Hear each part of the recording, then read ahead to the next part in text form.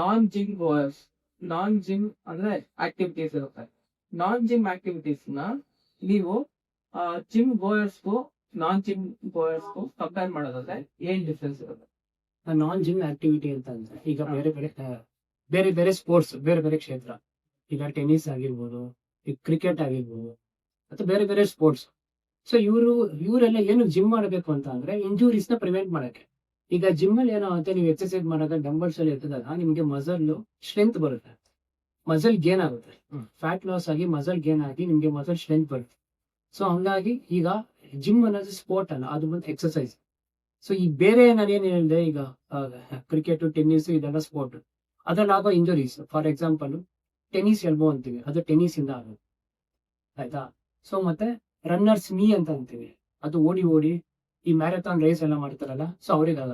So ಅವ್ರೆಲ್ಲ strength ಆಗಿರ್ಬೇಕು, ಚೆನ್ನಾಗಿ ಎಕ್ಸರ್ಸೈಸ್ ಮಾಡ್ಬೇಕು, ಚೆನ್ನಾಗಿ ಸ್ಪೋರ್ಟ್ಸ್ ನ ಆಡ್ಬೇಕು. ಈಗ ಕ್ರಿಕೆಟ್ ಆಗಿರ್ಬೋದು ಮತ್ತೆ ಯಾವುದೇ ಸ್ಪೋರ್ಟ್ಸ್ ಆಗಿರ್ಬೋದು, ಅವ್ರು ಚೆನ್ನಾಗಿ ಆಡ್ಬೇಕು ಅಂತಂದ್ರೆ ಇಲ್ಲಿ ಜಿಮ್ ಮಾಡ್ತಾರೆ. ಸೊ ಹಂಗಾಗಿ ನೀವು ನೋಡಿರ್ತೀರಾ ಪ್ರತಿಯೊಬ್ಬರು sports man, example Virat Kohli ಆಗಿರ್ಬೋದು, ಅಥವಾ ಈ ಸುಮಾರು ಜನ ಅವರೆಲ್ಲ ಏನಕ್ಕೆ ಜಿಮ್ ಮಾಡ್ತಾರೆ ಅಂದ್ರೆ ಇದೇ ಉದ್ದೇಶ. ಜಿಮ್ ಏನ್ ಮಾಡುತ್ತೆ, ಇಂಜುರಿನ ಪ್ರಿವೆಂಟ್ ಮಾಡುತ್ತೆ.